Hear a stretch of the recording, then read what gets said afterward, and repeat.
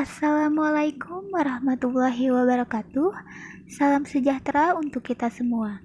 Perkenalkan, nama saya Nur Fajriya Isnainiyah dengan NPM 202121500232 dari kelas R3D kelompok 1. Di sini saya akan memenuhi tugas mata kuliah membaca kepada yang terhormat Bapak Nur Irwansyah MPD selaku dosen pengampu mata kuliah membaca.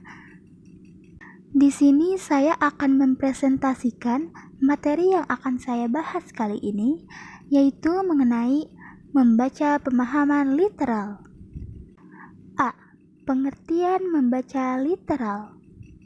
Menurut Haryadi dan Zamzam menyatakan bahwa membaca adalah suatu aktivitas yang disengaja dan terencana. Dengan melakukan aktivitas proses membaca, berarti melakukan aktivitas memproses makna kata, memahami konsep, memahami informasi, memahami ide yang disampaikan penulis, dan dihubungkan dengan pengalaman dan pengetahuan yang telah dimiliki oleh pembaca. Menurut Burn, Reo, dan Ross, tahun 1996, halaman 43, membaca pemahaman literal adalah membaca teks bacaan dan memahami isi bacaan tentang bacaan apa yang disebutkan di dalam teks seperti apa yang disebutkan di dalam teks secara tersurat. Membaca literal merupakan kegiatan membaca sebatas mengenal dan menangkap arti, meaning, yang tertera secara tersurat atau eksplisit. Artinya, berusaha menangkap informasi yang terletak secara literal dalam bacaan dan tidak berusaha menangkap makna yang lebih dalam lagi, yakni makna tersiratnya baik dalam tataran, antar baris, apalagi makna yang terletak di balik barisnya. Menurut Haras dan Sulistianingsih tahun 1997, kemampuan membaca literal merupakan kemampuan rendah karena selain membaca lebih banyak bersikap pasif, juga tidak melibatkan berpikir kritis. Oleh karena itu, untuk pengukuran pemahaman jenis membaca level ini, kita dapat menggunakan kata-kata kunci pertanyaan apa, siapa, di mana, atau kapan.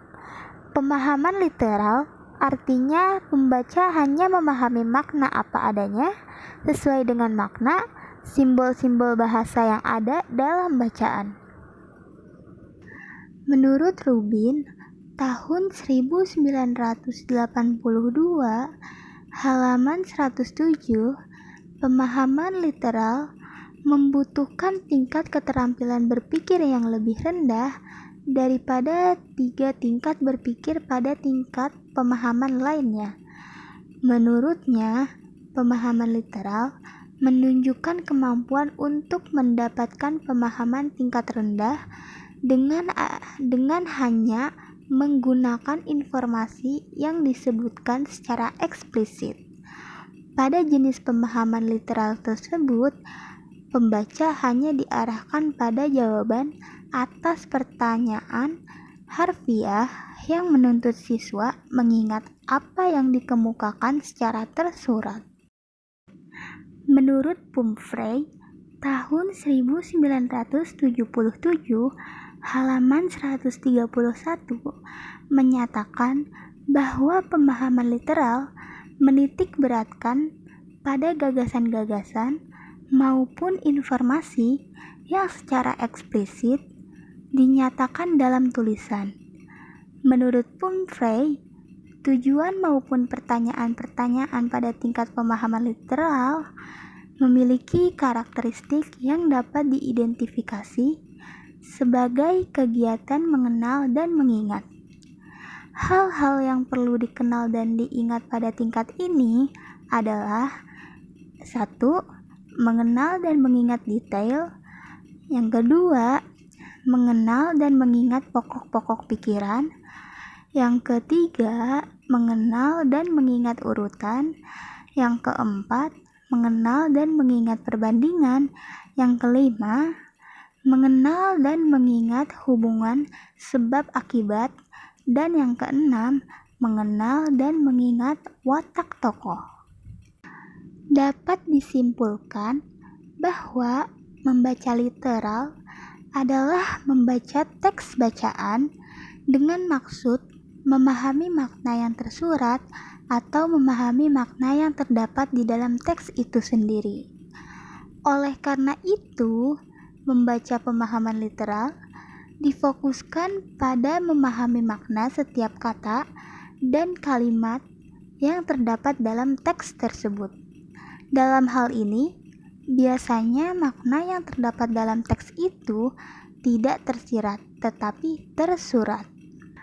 B. Proses membaca. Pada dasarnya, proses membaca merupakan kegiatan membaca yang bertujuan untuk memperoleh informasi yang kita butuhkan. Dalam hal ini, proses membaca dapat dikatakan sebagai proses mendapat informasi atau pesan yang disampaikan oleh penulis dengan cara memahami lambang, tanda, atau tulisan yang bermakna. Proses membaca terdiri dari 1. Membaca sebagai proses psikologis. Membaca sebagai proses psikologis adalah bahwasannya kesiapan dan kemampuan membaca seseorang itu dipengaruhi serta berkaitan erat dengan faktor-faktor yang bersifat psikis seperti motivasi, minat, latar belakang, sosial ekonomi, serta tingkat pengembangan dirinya seperti intelijensi dan usia mental atau mental age. Yang kedua, ada membaca sebagai proses sensoris. Membaca sebagai proses sensoris yaitu dimulai dan melihat bagi mereka yang normal atau bagi mereka yang tunanetra, stimulus masuk lewat indera penglihatan mata pada tingkat anak-anak menunjukkan kemampuan yang secara umum sekali disebut membaca. Proses sensoris ini akan menghasilkan perseptual seorang pembaca. Yang ketiga, ada membaca sebagai proses perseptual. Vernon memberikan penjelasan. Proses perseptual dalam membaca itu terdiri dari 4 bagian, yaitu A. Kesadaran akan rangsangan visual. Yang B. Kesadaran akan persamaan pokok untuk mengadakan klasifikasi umum kata-kata. Yang C. Klasifikasi lambang-lambang untuk kata-kata yang ada di dalam kelas yang umum. Yang D. Identifikasi kata-kata yang dilakukan dengan jalan menyebutnya. Proses membaca. Membaca sebagai proses merupakan rangkaian kegiatan dari ketiga aspek di atas, yaitu aspek psikologis, aspek sensoris, dan aspek perseptual. Ketiga aspek ini saling berhubungan satu sama lain, sehingga ketika seseorang membaca sebuah teks, ia harus siap secara psikis dan mental, sehingga stimulus yang diterimanya dapat dijadikan sebagai proses pemahaman lambang atau tanda yang dibacanya. C. Model-model membaca pemahaman literal. Model-model membaca pemahaman literal banyak dan disesuaikan dengan tujuan membaca literalnya. Seorang pembaca dituntut untuk mampu mengenali dan mengungkapkan isi bacaan berupa detail, ide pokok, urutan, perbandingan, hubungan kausal, pelaku dalam bacaan, dan lain-lain. Untuk membangun pemahaman literal, Bourne, Roy, dan Ross mengemukakan 5W plus 1H, yaitu 1. Siapa? Digunakan untuk menanyakan orang, binatang, atau tokoh di dalam wacana. Yang kedua, apa? Digunakan untuk menanyakan barang dan peristiwa. Yang ketiga, di mana? Untuk menanyakan tempat. Yang keempat, kapan? Untuk menanyakan waktu. Yang kelima, bagaimana? Digunakan untuk menanyakan proses jalannya suatu peristiwa alasan tertentu. Yang keenam, mengapa? Untuk digunakan sebagai menanyakan sesuatu sebagaimana disebutkan di dalam bacaan. Pertanyaan-pertanyaan itu digunakan untuk menemukan informasi dasar yang tertulis secara langsung pada bacaan, seperti rincian yang mendukung gagasan utama, hubungan sebab akibat, hubungan pertentangan, dan informasi yang tersurat pada kalimat, paragraf, bab, atau subbab. D. Faktor-faktor yang memengaruhi membaca pemahaman literal. 1. Banyaknya perbendaharaan kata yang dimiliki. 2. Pengalaman membaca dengan teks yang sama. 3. Skemata pembaca lainnya yang mendukung, seperti pengalaman membaca berbagai teks, menyimak atau mendengarkan berita atau informasi, dan melihat atau mengamati keadaan alam di sekelilingnya. 1. Potensi skemata pembaca. Skemata ini merupakan pengetahuan dan pengalaman yang dimiliki pembaca, di mana ketika seorang pembaca sedang membaca sebuah teks skemata yang tersimpan dalam memori tersebut dapat dikoneksikan dengan teks bacaan. 2. Potensi mengingat. Kemampuan mengingat adalah suatu kemampuan kognisi yang dimiliki oleh setiap orang.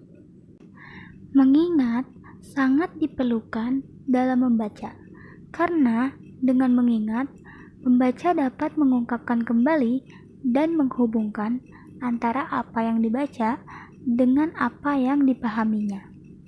Dengan demikian, di dalam membaca itu bukan menghafal teks, tetapi memahami isi bacaan.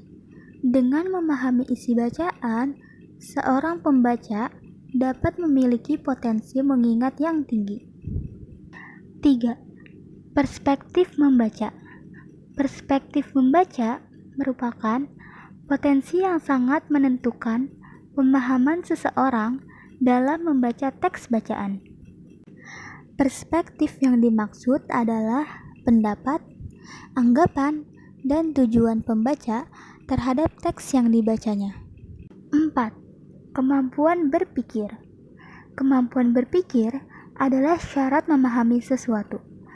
Kemampuan berpikir yang dimaksud adalah mengingat, memahami, menerapkan, menganalisis, mensintesis tentang apa yang dibacanya.